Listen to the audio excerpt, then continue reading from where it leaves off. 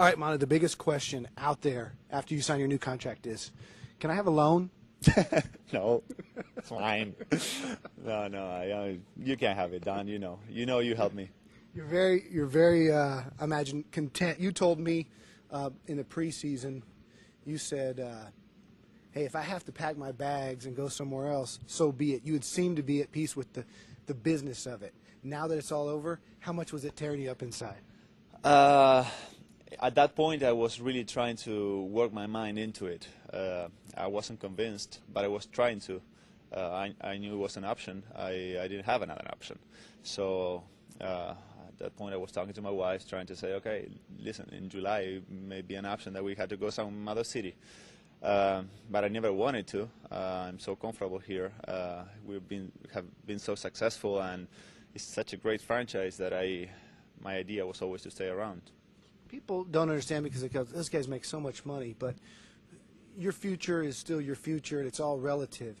And you've got to go out and play basketball, but at the same time, with that hanging over your shoulder, obviously your play hasn't shown that you were thinking about it. How much of a burden was it?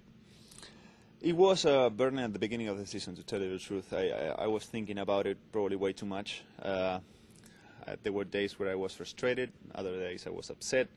Some other days I said, okay, I understand, they have a point and blah, blah, blah.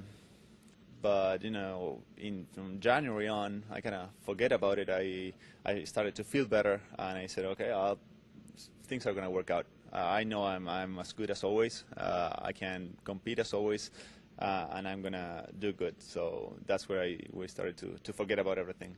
When people asked the Spurs about it up to 2 months ago, their answer was literally, quote, we don't really know what we have in Manu Ginobili because is he going to be healthy? Can anybody really tell us what we're going to have in Manu? That hurts your feelings that they didn't know what they had in Manu? Yes, that was the toughest part for me, because it's not that I had such a severe injury that they didn't know if I was going to play again. I just had a fracture in my fibula the last time, and I think that everybody recovers from that. So that's why I was a little upset, and the part I didn't understand that much. But I know in the first few months it wasn't me. I didn't play as well as the seasons before. So in that regard, I understood, and once in February I started to play well again, I realized that they wanted me back.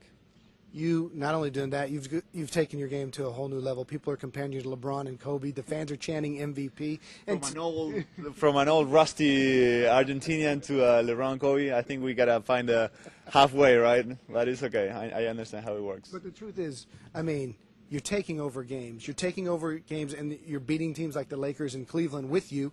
They lose to the Nets without you. Do you think that little stretch kind of cemented what the Spurs and hurried them up? I think it did. Definitely it did. That's when I realized that they really wanted me back. Before, we were getting closer, but still a long way to go. But in the last month or so, I knew everything was going to go the right way, and I was going to end up staying. How do you feel when you hear Tim Duncan say, we've got to now make it his team? Like LeBron and Kobe, if we're going to do anything this year, he's going to have to be our go-to guy. You've proven it. And even when Tony comes back, it looks like they're going to give you the ball. Well, I haven't heard it. You are just telling me. TD doesn't say those things usually. Of course, I'm very happy that happened. Very honored in such a great team with all-stars all around, and best power forward in the history of the game, and a great point guard, and Richard Jefferson, and all that they are saying that is a great feeling. Did you feel like if they're going to do anything this year, I'm going to have to just, man, we're getting so frustrated the way we're playing, I'm not going to let this happen. I'm going to save this season, and you kind of put it on your back? I'm not that good to say, okay, I'm going to save this season, but of course I felt the sense of urgency that we had to do something, and that I really had to step up my game, and Tim had to step up his game, and Richard, and everybody. So it really worked out pretty well in the last month. But sometimes you do everything possible, and then the shots don't fall, or you miss the layup, or they make the winning shot and you can't win, and then you start stumbling again. So the last month everything started going our way and felt better. One other thing I want to talk to you about, we talked for a long time in the preseason interview about how important it was for you to play for Argentina. You had said, being in Beijing may have cost me a lot of money, and it turns out it didn't. But going forward, does this new contract preclude you from playing again? No. That's something I made everybody clear. I'm not retired from the national team. I don't know if I'm going to play this year. But as I said it, I'm straightforward, and I said it to the Spurs fans and to everybody. Playing Olympic Games is the most amazing experience that any athlete can live, and I'm planning on doing it again. So I told them that it was my idea to do it again, and they understand how I feel.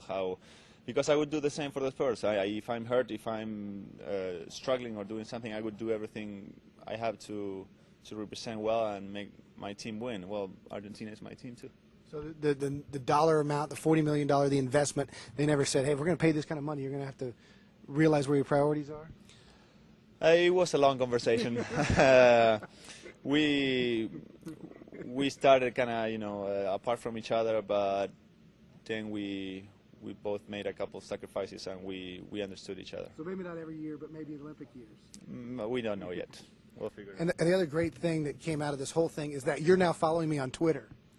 Now I follow you on Twitter. I can't believe it. How huge is that? Huge. So I'll be right following your news up to the minute. So you gotta interest me.